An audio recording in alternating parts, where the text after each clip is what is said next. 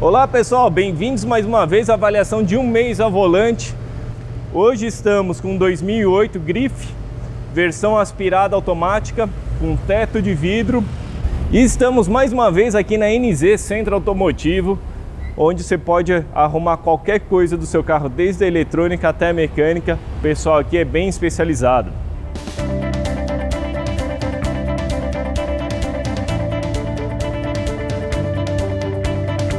A gente percebe que a Peugeot teve um certo capricho na construção, pelo alinhamento entre capô, paralama, capô, coluna A. Eles são bem estreitos, os vãos são bem estreitos, bem alinhados, principalmente na parte frontal aqui, junto com a peça que faz a grade. Então a gente vê que isso demonstra um processo de fabricação mais refinado. E a gente consegue notar que o 2008, na verdade, nasceu um carro baixo, que foi levantado num aspecto mais como se fossem os antigos aventureiros, pela própria caixa de roda, porque eu tenho vãos pequenos na frente e atrás e um vão enorme aqui. Geralmente quando o carro nasce alto, nasce aventureira, nasce SUV, ele tem uma proporcionalidade melhor. Então isso demonstra justamente que ele foi um carro que foi colocado tipo um calço na suspensão. Não que isso seja um defeito, pelo contrário, a proposta do carro é essa, mas ele é erguido. Vindo para toda a parte lateral, também a gente achou legal o acabamento que eles deram. Por exemplo, nos vãos de porta, que são pequenos, eu ainda tenho uma borracha. Essa borracha veda o vão entre a porta dianteira e traseira, e entre a porta dianteira e traseira, entre a porta dianteira e o paralama. Por que eu faço isso daqui? Além de eu dar um aspecto melhor, um acabamento melhor no meu carro, eu diminuo os vórtices criados aqui quando eu estou andando em estrada. Com isso eu também diminuo o ruído de vento. Esse carro em particular a gente pegou estrada e ele é extremamente silencioso na questão de ruído de vento. Esse ruído oriundo do vento na estrada, ele é bem isolado, traz bastante conforto. Já vindo para a parte superior do carro, ele tem umas peculiaridades. Além do teto de vidro, eu tenho bem nessa região da coluna B uma emenda que sobe o teto, a lateral do teto. E não é que sobe o teto por inteiro, né? Na verdade ele sobe só essa lateral onde eu tenho as travessas onde eu prendo o rack, porque quando você vem pro vidro, a gente percebe que tem um certo degrau. Mesmo dentro do carro, a gente só vê na lateral essa parte superior. Então tem uma função no final praticamente estética. E pelo fato de eu ter o vidro aqui, a gente vai mostrar por dentro, para ter todo esse teto amplo, eles foram obrigados a eliminar a longarina que fecha entre a coluna B dos dois lados. Geralmente, na maioria dos carros, você tem uma longarina que fecha essas duas colunas, principalmente para trazer reforço estrutural e no impacto isso aqui não se dobrar. Então, para fazer esse tipo de coisa, a Peugeot teve que reforçar a longarina da frente e reforçar a longarina de trás juntamente com a coluna B e essa lateral, porque eu eliminei essa aqui do meio.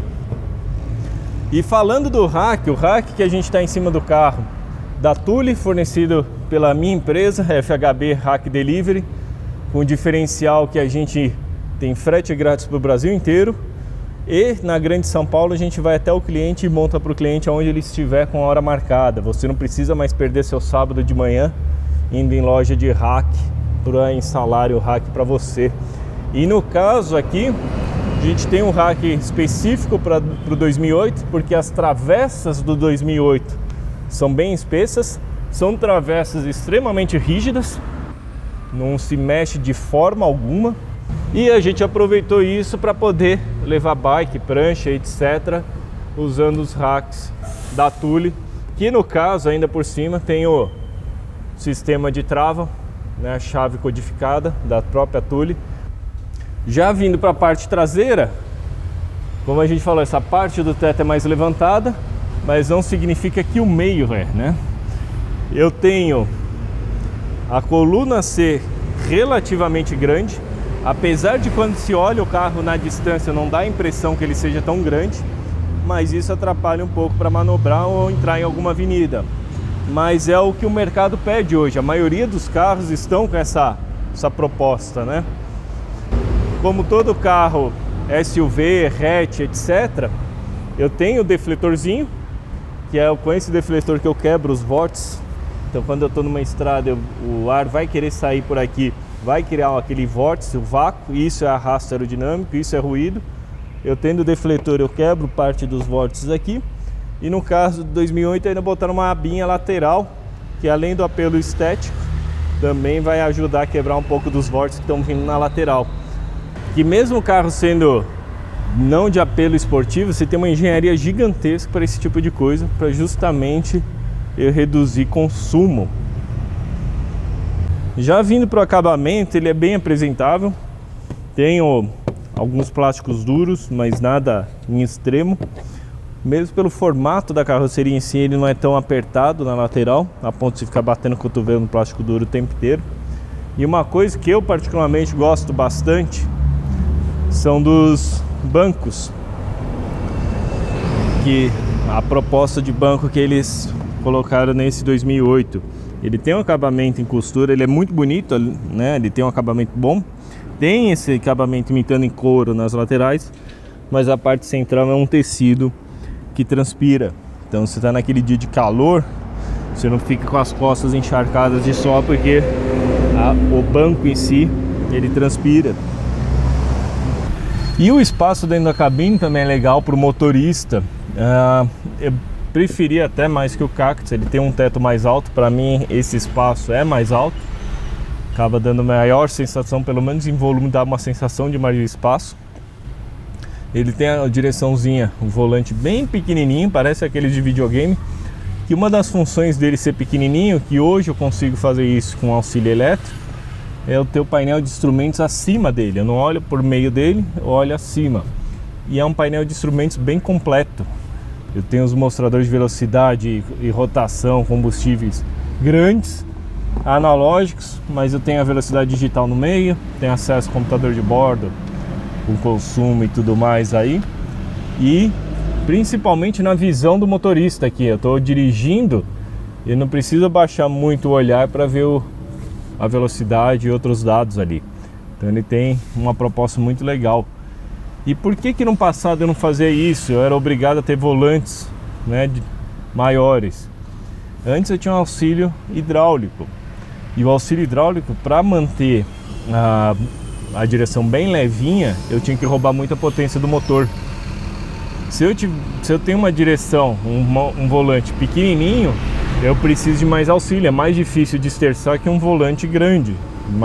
Um exemplo clássico é a Kombi, com aquele direção enorme, porque justamente consigo gerar mais torque com aquela direção enorme. E no passado, se eu fizesse isso, eu ia ter uma bomba de direção hidráulica muito potente, ia roubar a potência do motor o tempo inteiro, mesmo andando em linha reta, e isso me afetava muito o consumo. Hoje, com auxílio elétrico, eu só roubo energia do motor através da bateria do sistema elétrico quando eu esterço. Quando eu estou andando em linha reta, não. Então com isso me permite um aumento de eficiência e permite que eu tenha um volantezinho menor. E até a pegada fica mais agradável do que estar com os braços, né, com os braços abertos naquele volante enorme. Ele possui tanto limitador de velocidade, que eu limito a velocidade que eu quero que ele não passe. Então estou andando a 60 por hora, eu consigo gravar 60 por hora e subir com um botãozinho aqui ao lado, na própria coluna de direção atrás do volante. Eu tenho uma alavanca que eu consigo comandar tudo isso daí, então eu consigo subir digitando os valores. A mídia em si também é a mesma que a gente tinha no Cactus, mesmo parecida que teve no 3008, bem funcional, exibe bastante função. Ela só não é um pouquinho confusa em termos de acerto. Uma vez você aprende, você consegue navegar, mas ela não é tão intuitiva. Eu acho estranho, por exemplo, a gente mede o consumo do carro. Por mim, eu entro em veículos e aqui eu teria o acesso aos dados do veículo, né?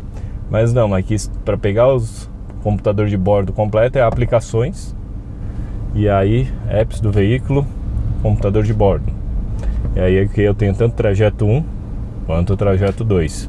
como instantâneo.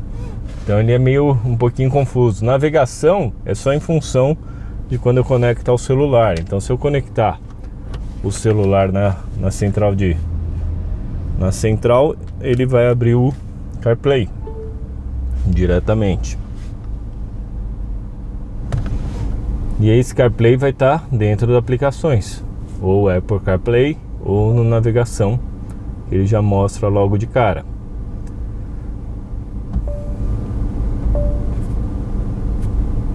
E dentro do CarPlay é o padrãozão, bem fácil de usar, eu consigo acessar tudo aqui por ele, inclusive comando de voz, um botão na chave de seta. Uma coisa que é legal dele também, sempre comparando com o irmão ou com o primo Cactus, é que o sistema de ar-condicionado não é através da mídia, ele é através de botões físicos. Muito mais agradável, muito mais fácil de usar do que eu estar aqui no Waze e ter que sair do Waze para ir ajustar o ar-condicionado. Eu consigo ver temperatura, para onde eu estou direcionando o ar. Ele é dual zone, ou seja, dupla zona de ar-condicionado, tem temperaturas diferentes para cada lado se eu quiser. Mas interessante que eu não tenho aquele botão que sincroniza as duas temperaturas, como os carros que tem essa função sempre trazem. No caso aqui, eu sou sempre obrigado, se eu quero manter a mesma temperatura, e ir puxando os dois. O legal, a proposta deles, que eles fizeram um botão tipo, digamos, aviação, para cima e para baixo. Eu com o polegar indicador já consigo ajustar as duas temperaturas ao mesmo tempo. Algo que também é muito agradável no sistema de ar-condicionado, duas coisas. Eu posso ter a velocidade bem levinha, bem devagarzinho, sem causar ruído, sem causar aquele ventão na cara. Eu consigo controlar desde o mínimozinho até o máximo. E a função alto é muito legal, porque ele tem três faixas de função alta. Eu tenho a rápida, para ele buscar a temperatura o mais rápido possível. Eu tenho a soft, que ele sempre vai manter a velocidade mais baixa do ar, e a automática. Eu particularmente deixo na soft e ele controla muito bem a temperatura. O único senão, a gente pegou estrada com um solão de 35 graus e mesmo com fluxo grande de ar no trocador de calor do ar-condicionado lá na frente, junto ao radiador, você via que ele sofria um pouco para manter a cabine gelada. Merecia ter um sistema de ar-condicionado um pouco mais potente, principalmente se você está parado num trânsito num dia de calor. Mas além do sistema de ar-condicionado ter todas essas funções, ele possui um porta-luvas enorme, que também é refrigerado. Então eu garanto que se eu tiver com algumas bebidas dentro do carro, eu consigo mantê-las refrigeradas. Vindo para a parte central, eu tenho também um porta-objetos grande aqui, uma tapinha corrediça, né? Tipo uma esteirinha corrediça, muito bem acabada. O único senão, no meu caso, que eu sou alto, ela fica muito baixo para eu apoiar. Tem gente que alega que isso aqui não seria um apoio de braço, seria só um porta-objetos. Mas ele é um acabamento macio, ele tem um acabamento bom, ele serviria muito bem como apoio de braço. Eu, por mim, eu teria feito um pouquinho mais alto para eu poder apoiar o cotovelo quando estivesse dirigindo, coisa que aqui nesse carro eu não consigo. Já falando da câmera de ré, ele possui essas linhas fixas, né, para indicar para onde o carro estaria. Por exemplo, se eu estivesse esterçando todo o volante, né, e as linhas em direção reta. Vale lembrar que a câmera está um pouco deslocada no carro, então as linhas têm que compensar esse deslocamento. Tanto que a gente vê as distâncias desse lado como aqui são diferentes para compensar. E além da câmera de ré, ela não tem a melhor resolução possível, mas não é ruim. Ele tem o desenho do carro com sensores de estacionamento, então ele indica onde tem o risco de estar, se tem o risco de estar encostando. Se eu for, por exemplo, bater a quina do carro, ele já indica a lateralzinha aqui.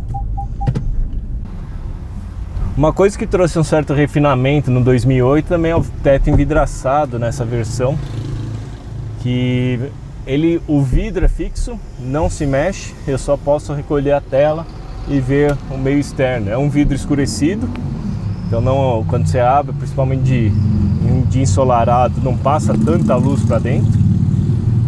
De noite dá um aspecto bonito. Não sei não, no meu caso, já que eu tenho teto de vidro, eu gostaria de recolher, mas seria um mecanismo muito mais complexo e não seria tão enorme quanto esse daí.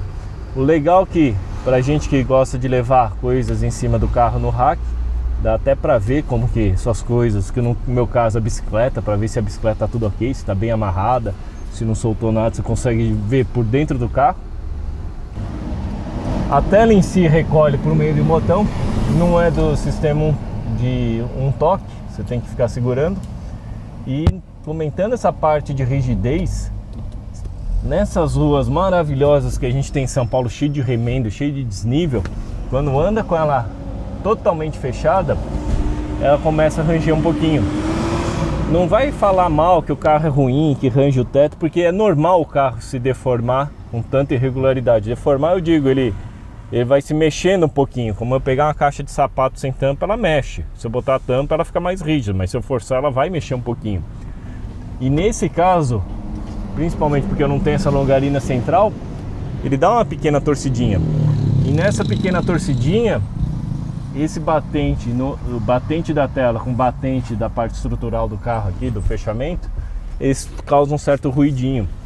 Esse batente tem um acabamento metálico liso e aqui é uma peça de plástico, para justamente quando isso aí se deformar um pouquinho, não causar muito ruído. Às vezes causa. Qual que é a solução? É a mesma que eu tenho no porta-malas em carro hatch, SUV. Passo um pouquinho de vaselina aqui, ou aqueles silicones. Garanto que a superfície está lubrificada e acabou o problema. É o que a gente acabou fazendo aqui no carro de teste. Então não vá sofrer, pedir para garantia trocar tudo isso daí por uma coisa tão pequena, né? Isso aí é natural de qualquer carro, essa movimentação. E como eu tenho uma peça solta, ela pode sim causar um pouquinho de ruído que é facilmente eliminado. Mas é muito pouco e obviamente você pode botar a mão, você nem sente essa deformação. Já o espaço para traseira não é um dos melhores, né? A gente, no próprio Cactus, que divide a mesma plataforma, a gente já mostrou que o espaço para as pernas é bem restrito. Obviamente que eu sou um cara alto, tenho 1,88 m e o banco está regulado para mim como se eu estivesse dirigindo. Mas ele acaba sendo, para os padrões de hoje, apertado nessa distância. Pelo menos eu tenho um bom espaço para os pés. E pensando em quem tem criança na cadeirinha, a criança acaba ficando com as perninhas muito próximas. Eu, quando estou só com uma criança, coloco a cadeirinha aqui no meio, para não só pela segurança, ela ter mais espaço para as perninhas. Em contrapartida, em relação ao Cactus, ele tem mais espaço para a cabeça. Então eu sou alto e não estou completamente encaixado, não é dos melhores, mas eu consigo, pelo menos se tiver um impacto lateral, apoiar primeiro o ombro ao invés da cabeça, porque se eu não apoio o ombro, antes de encostar meu ombro, por exemplo, na porta, eu estou quebrando o pescoço no impacto lateral, às vezes até pequeno. Nesse caso ele ainda apoia com a porta fechada primeiro o ombro. Mas o vão em cima é melhor que o Cactus, mesmo pela proposta dele dar aquela pequena subidinha, né, no teto. O teto dele é mais alto que o Cactus, mas ele é um pouco matado, ele mata um pouco esse espaço, esse vão para a cabeça, por causa do teto, que eu tenho essa cortina, né, não bem cortina, mas a tela e o motorzinho da tela para retrair. Isso aí faz o teto, o acabamento do teto obrigatoriamente ser mais baixo. Mas o que a gente gostou também é que eu tenho os apoios de mão superiores, coisa que no irmão a gente não tinha. Dá até para carregar uns cabides, levar roupa aqui, acaba sendo útil. Mas infelizmente eu não tenho nenhuma luz de cortesia para parte traseira da cabine. E aí quem tem filho pequeno, que tem que tirar na cadeirinha, que tem que mexer as coisas aqui atrás dentro de uma garagem, é um tanto quanto complicado, porque fica tudo escuro aqui atrás. Vindo para a parte do porta-malas, apesar deles, do Cactus e o 2008, serem irmãos estruturais, ou seja, o esqueleto é igual, boa parte estrutural do carro é igual, o porta-malas do 2008 agradou mais. Apesar da largura e comprimento serem os mesmos, ele tem um maior volume, tem maior altura, pelo próprio desenho do carro em si ser mais alto, né? Também não tem aquele degrau enorme que a gente viu no Cactus, né? Na hora que você tira a bagagem, que era obrigado a levantar como se fosse um baú.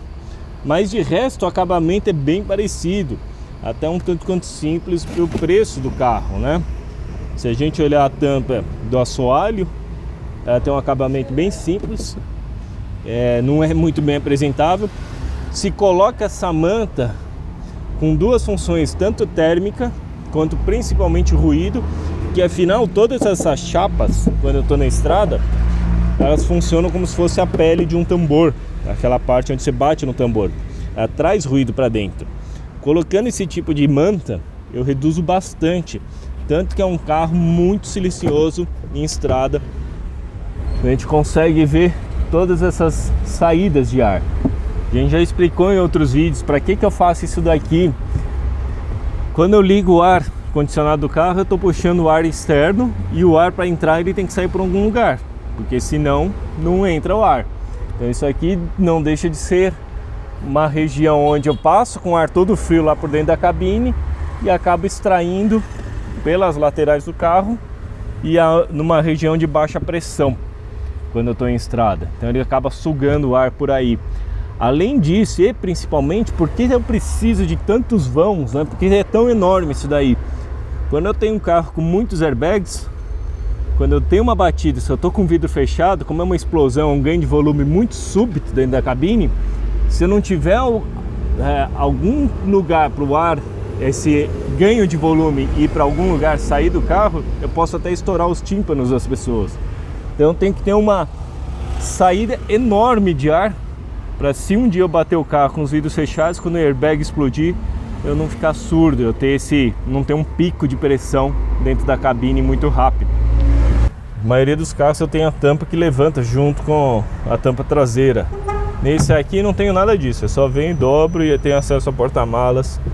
Uma coisa que o pessoal tem criticado, e eu concordo, pelo propósito do carro ser meio que aventureira, temos um rack maravilhoso, travessas para fixar rack em cima do carro maravilhosas, extremamente rígidas, mas eu não tenho um banco traseiro bipartido. Ele é uma peça única. Para quem gosta de levar bicicleta junto com a família, não dá, porque geralmente bicicleta, prancha ou qualquer tipo de carga que precisa baixar o banco, se eu tenho esse sistema bipartido, eu ainda posso colocar outra pessoa aqui. No caso, se eu deitar, eu matei todo o banco traseiro, mesmo que eu esteja carregando algo fininho, né? Já aqui no compartimento do motor, é como a gente brincar de jogo dos 7 erros em relação à avaliação do Cactus que a gente fez, né? Esse motor não é o THP, é o aspirado, mas, por exemplo, a parte de admissão de ar é igualzinho, tanto do Cactus como no 2008, que acaba até sendo um pouco estranho, que ele tem uma captação de ar aqui na grade, para vir um ar mais frio, e ele joga esse ar frio atrás do farol. Dá a impressão que haveria alguma caixa aqui, porque a admissão que vai para o motor, o duto de admissão, ele está conectado aqui, vai para o filtro de ar. Dá a impressão que eu deveria ter alguma caixa aqui. Isso aqui está faltando peça. De qualquer forma, ele joga ar fresco lá da grade para cá. Pode estar chovendo, eu posso até estar passando um pouco de alagamento, que eu não vou ter risco grande de chupar água, porque a água simplesmente vai cair, e eu consigo chupar um ar mais fresco para dentro do motor. Com isso aumenta a eficiência do motor, né? Outro ponto que a gente sempre comenta é essa longarina superior, né? Qual que é a função dela? Ela tem a função de absorver o impacto quando eu tenho aquelas batidas que é só a quininha, que é aquela batida frontal, que é só a quininha que pega no carro.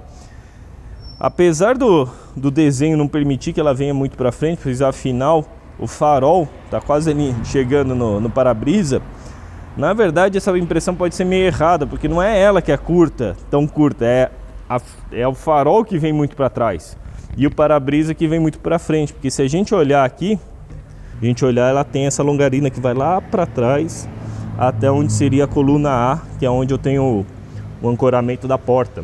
Você vê que tem uma região para ela trabalhar junto com a suspensão aqui. Além disso, dá para ver que a Peugeot se preocupou, porque são normas europeias, né? Esse tipo de batida, esse tipo de ensaio de batida, que a longarina inferior frontal ela é bem externa, Ou seja, mesmo que eu pegue só um pequenininho pedaço aqui da frente, ela já está trabalhando. Você vê que elas são bem mais abertas do que os carros em geral, outros carros em geral.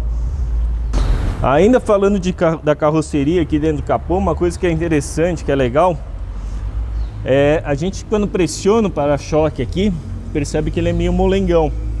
Por que que ele é meio molengão? Hoje em dia, nas normas europeias, eu tenho as notas para proteção ao pedestre.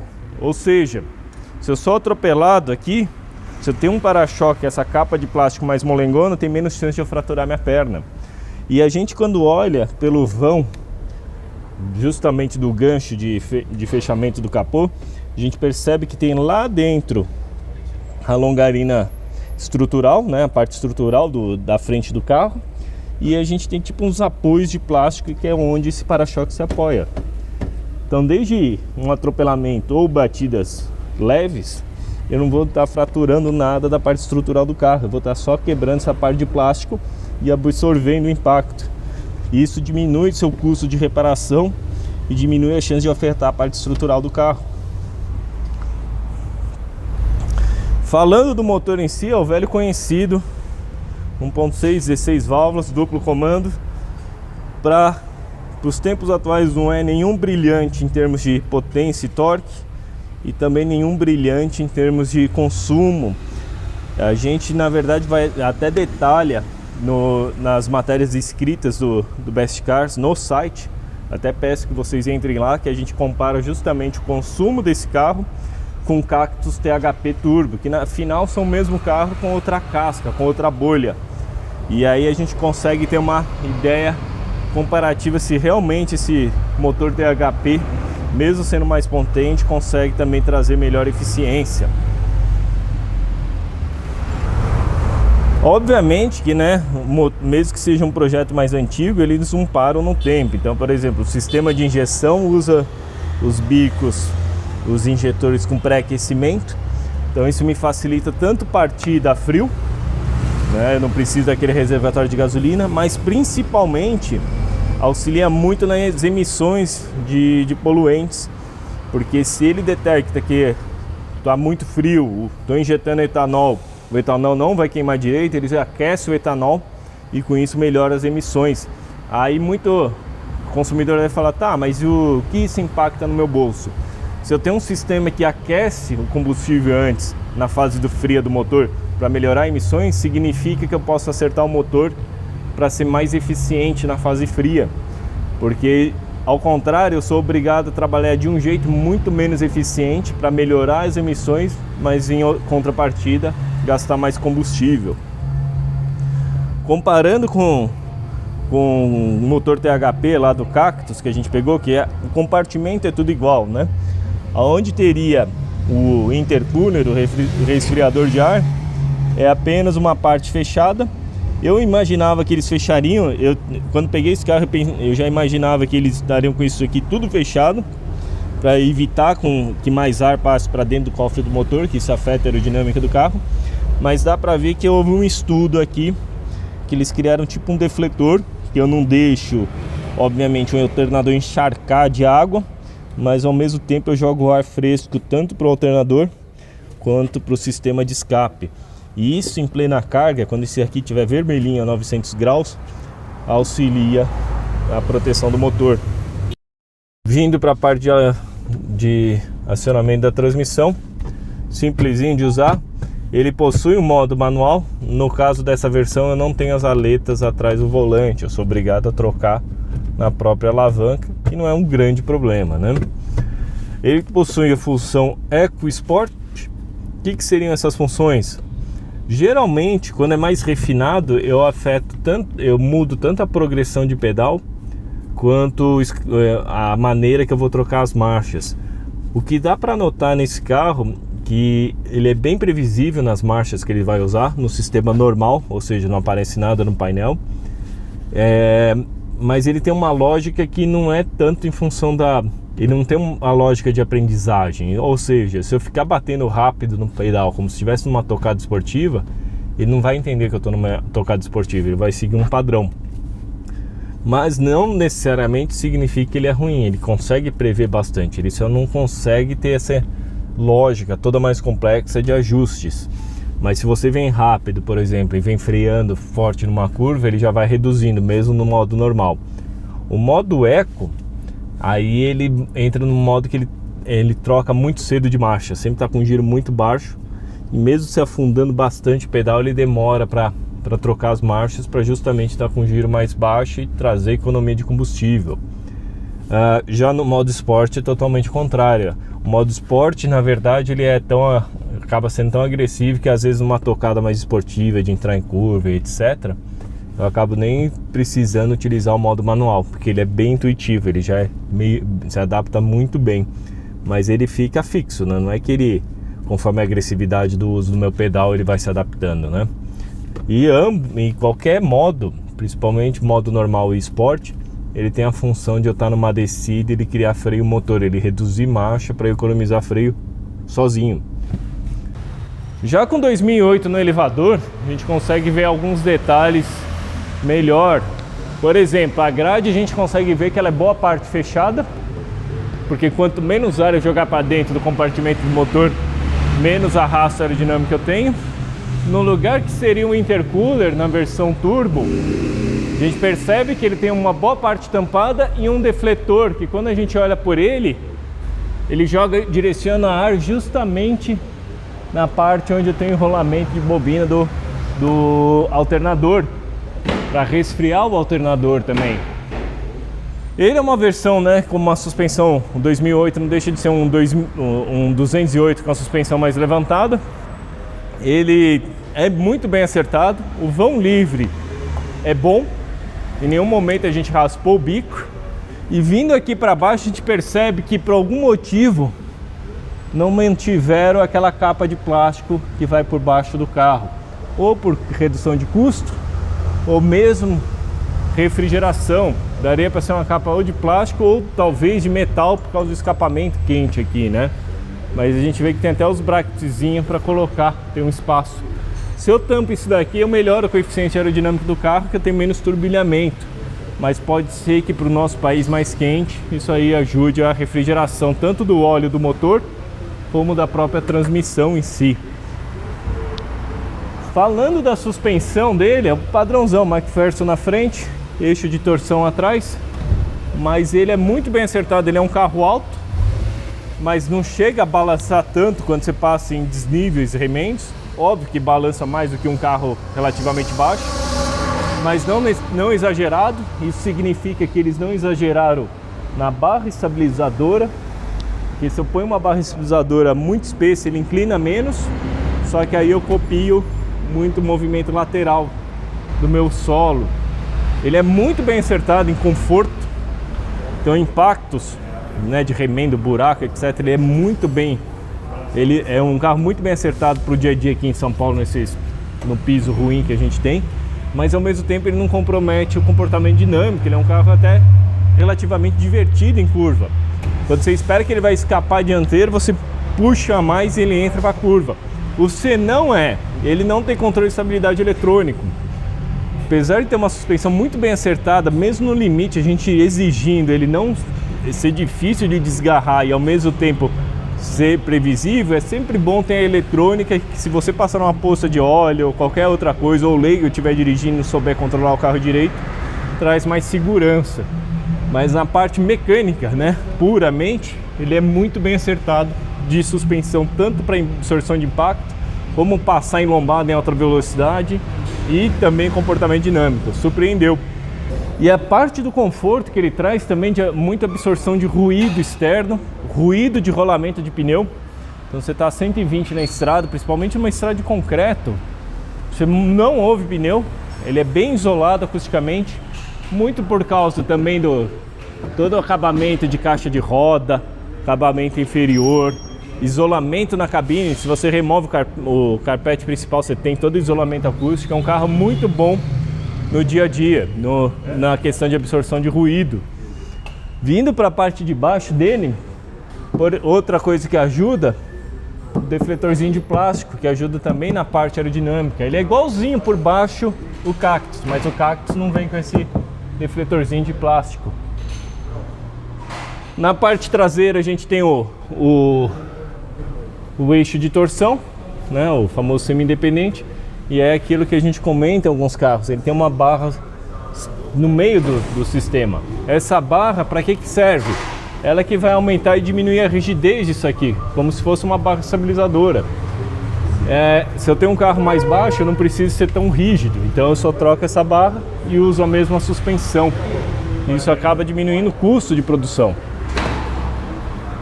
Possui freios a discos na traseira, dá até para ver o sistema de acionamento do cabo do freio de mão, né, que ele é acionado mecanicamente. Também não tivemos nenhuma reclamação do sistema de freios. E igualmente em relação ao Cactus, ele tem um sistema de escapamento, o abafador silencioso, junto à caixa do step, o bastião e a longarina aqui atrás. Qual que é o senão? Da mesma forma que a gente viu no Cactus, o calor, isso aqui fica extremamente quente, principalmente em estrada, irradia para essa longarina e consequentemente lá no porta-malas, o porta-malas fica quente. Não é só questão do porta-malas ficar quente, mas principalmente se eu aqueço muito uma peça metálica dessa, uma peça de aço, eu posso mudar o tratamento térmico. Obviamente que a Peugeot, Citroën não ia comer bola com esse tipo de coisa, mas eu acabo sempre irradiando mais calor para alguns componentes aqui que, ao meu ver, não deveriam. Então poderia ter algum tipo de defletor ou alguma construção diferente para que isso não ocorresse. E pessoal, não esqueça de acessar fhbperformance.com.br. Lá a gente oferece cursos online, você pode fazer do Brasil inteiro, de engenharia automotiva. O que seria isso? Eu divido o carro em diversos setores, motor, transmissão, etc. Pego o concentradão dos fundamentos de engenharia. Obviamente que a gente não entra em contas profundas, mas em conceitos e fundamentos para você que é amante do carro ou mesmo trabalha com carro, com mecânica, preparação, você ter a base disso daí sem precisar fazer um curso de engenharia e trabalhar numa grande montadora, né? Bom pessoal, espero que tenha gostado do nosso vídeo. Não esqueça de compartilhar com os amigos, dar o joinha e principalmente todos os detalhes mais técnicos, principalmente de consumo e desempenho e outras peculiaridades da nossa avaliação estão lá nas 4 semanas de matéria escrita lá no site. Basta acessar os links que estão aí na descrição. Aguardo vocês na próxima e até mais. Obrigado, hein?